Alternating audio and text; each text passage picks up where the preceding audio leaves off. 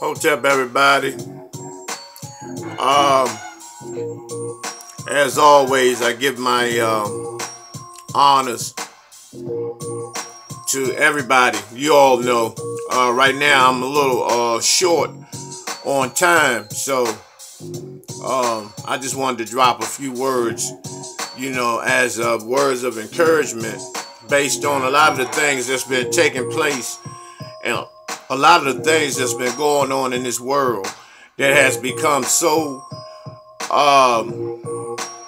detrimental to the future of our babies, and we're not adhering to these things, in an expedited manner.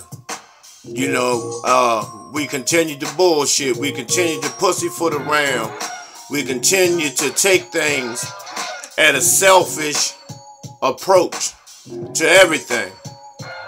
Once again, it's the me, I. The we concept has to be implemented in your daily being, in everything that you do. Otherwise, we are doomed. We're gonna be fucked. And it's going to boil down to personal communism, which a lot of you that have wealth, excuse me, you have riches, you have acquired fame, and you think that you really don't need anybody, and that what you have acquired thus far, well, what's been given to you will hold you throughout eternity. And that's not going to happen. It's not going to work out like that for you. The only way that things will work out for you, and I'm talking about those who are thinking on their individualism, which has become basically a religion in the minds and hearts of our people. You're going to end up being eliminated by the have-nots, based on the fact that you walked around all your life. You have been a taker. You haven't been a giver, because there's only two types of people in this world: givers and takers. Which one are you? A lot of you go around taking. You have your hand out. You think people owe you something. You think the world owes you something. And everything that you do has a sinister, sneaky approach to it. Nothing you do is genuine. And when you do give, your giving has ulterior motives. And see, right now, I know that, I'm ringing some bells. And the thing that we need to do is begin to, because 2018, you're going to be exposed. You're going to be exposed. And self-exposure is the best way and the most comfortable way to be exposed. Because self-exposure has no false pride, has no shame to it. But when you are exposed other than self, that's where your false pride, your image, your ego, the lying continues. It's an extension of what type of mindset that you already have. And this is for our people as a whole, and the I, me concept is in the minds of at least 85 to 90% of our brothers and sisters on the planet. And it has to be eliminated. Another thing, the image of you black men, my brothers, the images that you portray. And it appears that the older you get, the tougher you think you are. You know, there's no such thing as a 70, 60, and 70-year-old gangster and thug. No matter how much of your life you spent incarcerated, or how much drugs you have sold, or how many women you have slept with. It comes a time in your life where, you know, your manhood comes knocking on your door.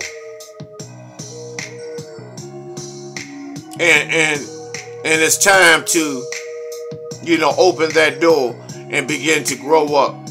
But you got to show up first. You know, because what you think others don't see, they do. You know, we have a lot of personal issues that we have to deal with. We have to come to terms with. You know, our brothers and sisters, each day that goes by is one day closer to leaving, and one more day of aging. But you can age gracefully. You can have a pleasant trip in this thing called life. Although struggle has unfortunately has to be a part of it. We can still enjoy the ride. And I look at my predecessors, my ancestors, those who made significant sacrifices. Because we always talk about these our ancestors. We know their names, but we don't know them. We don't get in touch with what they have went through, how they felt when they were going through what they went through. Very, very, very unselfish and relentless and resilient in their quest and in their sacrifice and in their God-given mission that they were sent here to do. And we need to honor them. Besides honoring people that we don't know, that we've never seen, even people that we don't even know ever existed, and how we have flipped things. Now, what I'm about to say, a lot of y'all might not like, but it's the truth. The cracker gave us Christianity. The cracker gave us Christianity and used it in a way for the purpose of social control, to control slaves. To control slaves. And it was the book of the Middle Passage. Every other concept, every other spiritual chant, every other prayer was not allowed. Once our ancestors came to these shores, those who were brought here by way of the Middle Passage. And so this book called the Bible was forced on our ancestors. They were forced to read this. And the Bible was printed in the 1500s. So what do you think, and who do you think our people were calling on before the 15th century? Who do you think they were calling on? And that's because everyone tries to put our existence into a bottle, into a slavery bottle. In other words, everyone wants to make it seem like our existence came during slavery. That we were rescued from our motherland, from our homeland, brought here, put in chains and shackles, whipped and beaten, tortured, raped, lynched, set on fire, Then another devil comes and free us from the physical aspect of it, leaving us in mental and emotional and spiritual slavery, which is worse than the physical slavery. And we haven't got out of that yet. And then what they do is has given us a couple of rights and have dished out some pennies to some of the slaves. And they pay those slaves to influence the other slaves that they can get a couple of pennies too if they comply with white supremacy. And that's where we're at. That's where we're at. And the ones that have a few pennies, what they do to make them, in order for them to keep them, they make them do all types of perverted acts and recruit people that are willing to do those perverted acts for some pennies. And so this is the concept that they use against us. And so you'll see Oprah Winfrey, you'll see a Michael Jordan, a Bill Cosby, a Jay-Z, a Beyonce, and a few others with some change. And they flaunt their change and dangle it in front of the rest of the have-nots. In front of the rest of the have-nots, which are us, which is us. And that's why I'm telling you, one day you're going to dangle that shit and the have-nots are going to bum rush your ass and take you. Because you can only suppress a people but for so long. Pressure busts all pipes. And we are coming. We're coming. And they know that. That's why they have FEMA. That's why they put these bicycle lanes in the streets. To have us in line marching to the FEMA camps in the bicycle lanes. That's why the Walmarts, all Walmarts have underground tunnels leading to one particular underground city. This shit is not a game. And why you think that, you know, you have a little something, because a lot of you kiss the white man's ass, you suck the white man's dick, you know, you're on your knees, you're on your fucking knees every morning that you go to work. Giving the white man mental blowjobs each morning. And you come home emotionally distraught and torn the fuck apart. And what you do, you take it out on your family. You disrespect your wife. You disrespect your husband. Totally American. As American as apple pie. And everybody is fighting to see who can make the most money. Whoever makes the most money, whoever brings the most bread in and bring the bacon in is the one who calls the shots. And that's why you have men acting like women. Kissing these women's asses, you know, for a couple of dollars, for a place to lay their heads at. To not be disrespected. To not be put on blast. And you don't have to go through that. But this is how the white man has trained us. And for those who are living like that, because out of all my subscribers and everyone that is watching this, a lot of you are in that position. A lot of you are in that position that I just mentioned. You constantly argue every day. And when your wife gives the pastor, gives her supervisor more respect than she gives you, that's a fucking issue. That's white supremacy.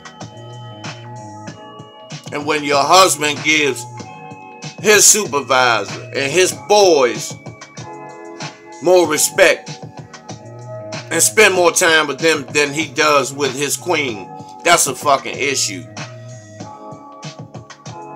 And because these things that take place as a result of us not knowing who we are. When we realize who we really are, that we are black gods, kings and queens, gods and goddesses, that we've been sent here first by the Creator to come here to lay the foundation down for peaceful humanity for eternity. But as a result, we have a naturally born adversary that has wickedly and calculatedly destroyed us as a people. And right now we are in fucking disarray in all areas. Economically, morally, financially, spiritually, mentally. And this is where genocide comes in. Fratricide comes in. Menticide comes in. Nutricide comes in. Because, you know, we can eat out, we can do drive-bys and kill our own selves by going through the drive-thru at Wendy's, at McDonald's, committing nutricide. We can do it trying to look good and play the part, but at the same time not being responsible, not paying any bills. When it comes to keeping the cable on or buying a fucking PlayStation game, when you pick to buy the PlayStation game, you are a fucking slave, and your principles and your morals are completely in disarray and ass backwards. And then a lot of you sisters, you think the way you can show your love is bending over, letting some man, you know, stick his dick in your butthole, you know, and all in your mouth and all this shit. And I know it sounds nasty, but a lot of you are doing this sick shit to show how much you really call yourself loving somebody. And that's not loving nobody. That's not loving anyone. All that is just being turned out, you know, in an animalistic form. Because if that brother loves you, he would not do that. He would not treat you like that in that manner. That is filth. So, in the same way with you brothers, you nasty ass niggas. You know, and a lot of you sisters are like that. You think that, you know, opening your legs is the key to wealth, the key to success. And you're looking for Mr. Goodbar. What's wrong with the brother you went to school with? What's wrong with sharing happiness and sharing what you two can accumulate among the both of you? Aside from already having love, having happiness, having peace, having tranquility. You want to show other people that you've made it. And none of us have made it. Making it means when you are free, when you are liberated, when your people are liberated. That's when you have made it.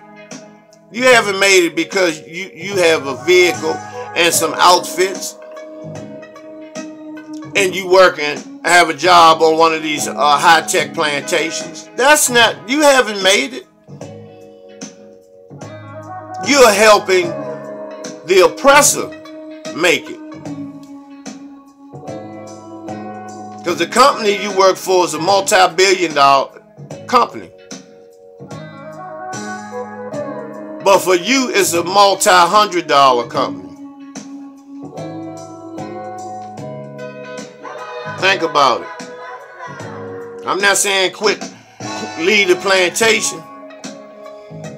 But each day you report to the plantation, you know, find some other slaves that are ready to leave the plantation and come up with a plan that you can have your own. But once again, the we concept and us concept has to be implemented.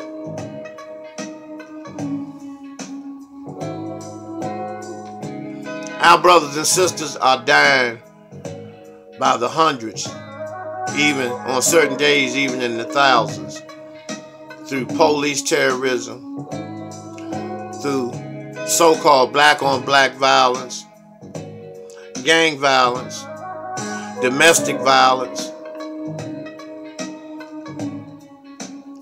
and we still continue to bullshit.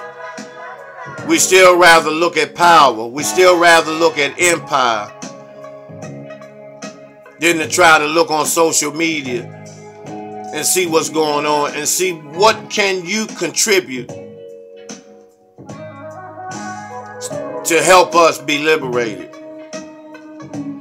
What can you bring to the table besides a whole bunch of bullshit? Besides knocking the people who are fighting for liberation and salvation. Because most of you that are asleep, that are ignorant, that are slow, you special ed motherfuckers, you'll say, there he goes with that black shit. But it's okay if I'm doing the white shit. That's what you're telling me. Or that I'm supposed to be doing the white shit. I'm not supposed to study myself. I'm not supposed to look at my predecessors and my ancestors. The real freedom fighters. The real warriors. The real G's. Male and female. I'm just supposed to focus on, you know, which basketball or football team or which boxer is going to win. And work my ass off to the bone each day at the plantation. And then spend half of it on numbers. Hoping, you know, I can hit a number. So I can buy a whole bunch of material shit. A whole bunch of toys and shit. Not any types of stocks and bonds or mutual bonds or any CDs.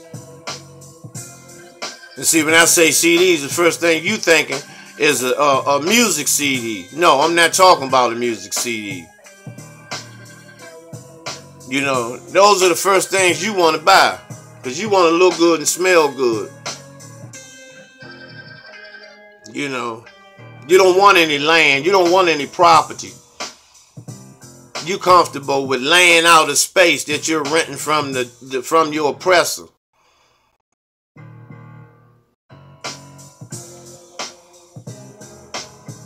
When are we gonna get this? When are we going to come on around and snap out of the bullshit? When?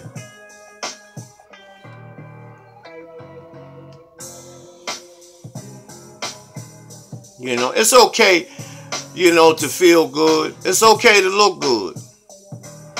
But when you got peace within you, you're going to look good anyway. You're going to feel good anyway. When you got that inner peace and you're marching in your own greatness as a true fucking soldier, as a true fucking warrior, as a true black god.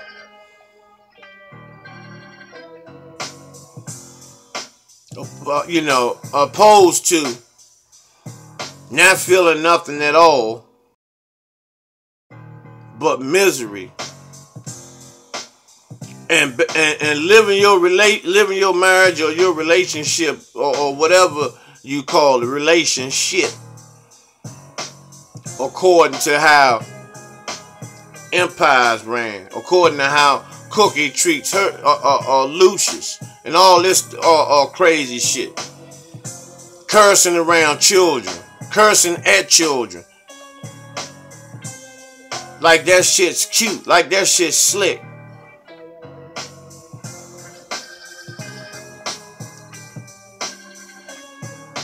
You know, it's time for us to get our ducks lined up in a row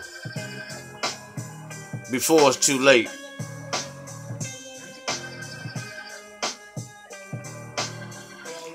You know, honor to the creator and the ancestors. My sister, Chief of Staff of the Street Law Soldiers, Brother Harris Abdul. My father, Alan Tillman Sr. My in-laws, Mr. and Mrs. Bill and Cecilia Hooks. And all of the ancestors. And all of you. I hope I made some sense with what I've been talking with you about. You know, let me know. Drop something in my comment box. Because if you notice, I've been trying to answer, you know, all the comments that you put in the comment box. So I haven't forgot you. And Friday I will be doing a roll call, but I won't call everybody because it's too many names, too many people. But I will call on a great deal of them, especially those who are constant viewers of my videos. Until we meet again, Hotep, Black Power.